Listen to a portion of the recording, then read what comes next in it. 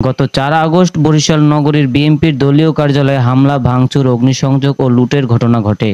সেই ঘটনাকে কেন্দ্র করে ২২শে আগস্ট রাতে কোতোয়ালী মডেল থানায় বরিশাল মহানগর বিএনপির আহ্বায়ক মনিরুজ্জামান খান ফারুক বাদী হয়ে ৩৮১ জন নামধারী সহ অজ্ঞাতনামা আরও ৭০০ জনের বিরুদ্ধে মামলা দায়ের করেন।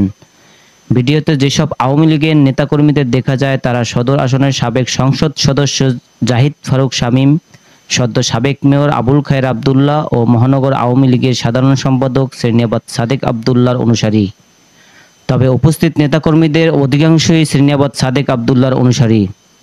এ বিষয়ে মহানগর বিএনপির আহ্বায়ক মনিরুজ্জামান খান ফারুক বলেন, পরবর্তীতে আমরা দেখলাম আমাদের পার্টি অফিস তারা ভাঙচুর করে, আমাদের পার্টি অফিসে হামলা করে। তখন আমি ঢাকায় আর আমার সদস্য সচিব জেলে। সে অবস্থায় হামলা করে আমাদের পার্টি অফিসে সমস্ত কাগজপত্র, চেয়ার, টেবিল, ফ্যান, তারপরে আমাদের অনেক বই ছিল, সেখানে আমাদের পার্টির গঠনতন্ত্র ছিল, সব কিছু জ্বালিয়ে দেয় এবং লুটপাট করে।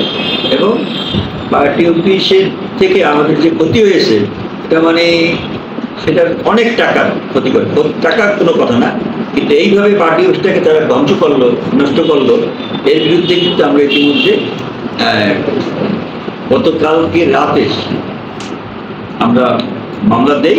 সেই মামলাটা তারা গ্রহণ করেছে এবং সেই মামলাটা এখন হয়েছে। আমরা আমাদের এই সিএনবি রোডের যে মামলা, আমাদেরকে যে হত্যার উদ্দেশ্যে আমাদের উপরে যে আক্রমণ করেছে, আমরা 2 জন আহত হয়েছি, আরো অনেক টুকটাক অনেক ছেলেপেলে আহত হয়েছে, ঠিক না?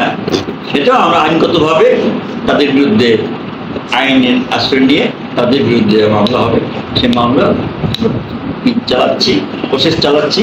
ইতিমধ্যে আরেকটা হাতিমালি কলেজ, সেখানে আরেকটা মামলা হবে, ঠিক না? মামলা তো আমাদের ছেলেপেলেরা যাদেরকে অনেকে আছে যে তারা আহত হয়েছে, তাদের উদ্যোগেও মামলা দিতে পারে, ঠিক না? কাজেই তারা যেভাবে অত্যাচার করেছে, অন্যায় করেছে, যেভাবে আমাদের টোটাল বাংলাদেশে হাজার হাজার লোককে গুম করেছে, খুন করেছে এবং তাদের জন্য বাসা বাড়ি ছেড়ে বিভিন্ন জায়গায় পালিয়ে আসে।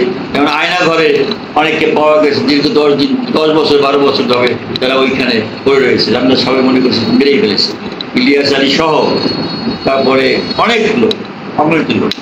কাজে এটার তীব্র নিন্দা জানাই এবং আমরা চাই যে বর্তমান যে কেয়ারটেকার গভর্নমেন্ট, তাদের কাছে আমাদের দাবি এই অবৈধ সরকারের প্রধানমন্ত্রী থেকে মন্ত্রী পরিষদ আর যারা এই বিভিন্ন অঙ্গ সংগঠন, বিভিন্ন আওয়ামী লীগের সমস্ত পর্যায়ের নেতৃবৃন্দকে ধরে এনে তাদের আইনের মাধ্যমে তাদের ফাঁসি কার্যকর করা, এটা হলো আমাদের